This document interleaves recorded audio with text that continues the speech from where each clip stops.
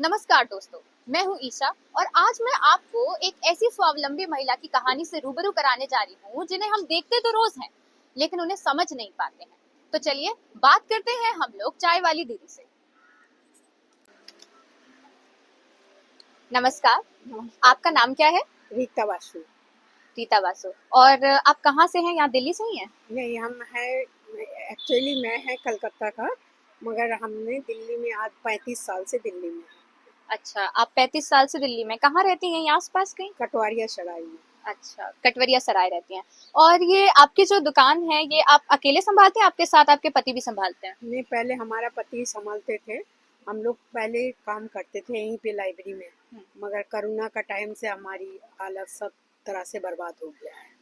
किस तरीके से कोरोना के आने से? मेरा हस्बैंड का, हमें सबका हो गया। हमारी प्राइवेट जॉब थी यहाँ पे लाइब्रेरी में, हमें नौकरी चली गई, प्राइवेट कंपनी उठ गई, लाइब्रेरी सारा बंद हो गई थी। कोरोना का टाइम से ही हम लोग को बहुत परिस्थिति खराब हो गई थी। फिर मेरा हस्बैंड का कोरोना का टाइम से ही बीमार हो गए, कोरोना हो गए थे, एम्स में एडमिट भी थे। उसके बाद उन्होंने डेथ हो गए।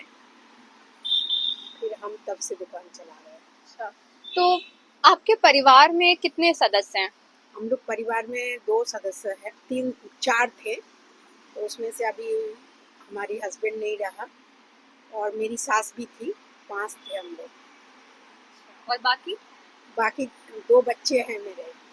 कितने बड़े बच्चे हैं आपके? अभी तो बड़े हो गए हैं, एक 12th किया हुआ है और एक का शादी कर दिए, बेटी का शादी कर दिए। बेटी भी ग्रेजुएशन किया हुआ था, MBA किया हुआ था। अच्छा, तो बेटा जैसे अभी सरकारी स्कूल में पढ़ रहा है या फिर प्राइवेट में? सरकारी स्कूल, सेंट्रल स्कूल में पढ़ रहे थे, सेंट्रल गवर्नमेंट स्कूल JNU का, उसी में पढ़ रहे थे। वहीं से उन्होंने 12th भी किए, वहीं से पढ़ रहे थे।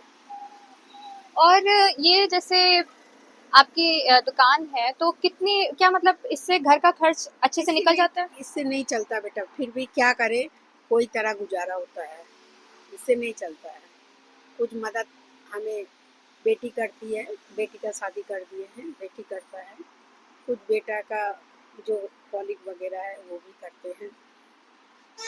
तो आपको जैसे सरकार द्वारा जो स्कीमें लाई गई हैं, केंद्र सरकार द्वारा और राज्य सरकार द्वारा, तो उनके बारे में आपको जानकारी है? नहीं, उतना तो जानकारी नहीं है, मगर MCD वाला हमें दिया था लाइसेंस, वो भी लाइसेंस का कोई वैल्यू नहीं है। जब मर्जी आता है आके तोड़ फोड़ करके चले जाते हैं। आपकी दुकान में? हाँ, सारे सामान उठा लेते हैं। अभी कुछ दिन पहले ही, 10 दिन पहले ही सारे तोड़ के चले गए हैं, आज जबकि उन्होंने लाइसेंस दे के रखा है।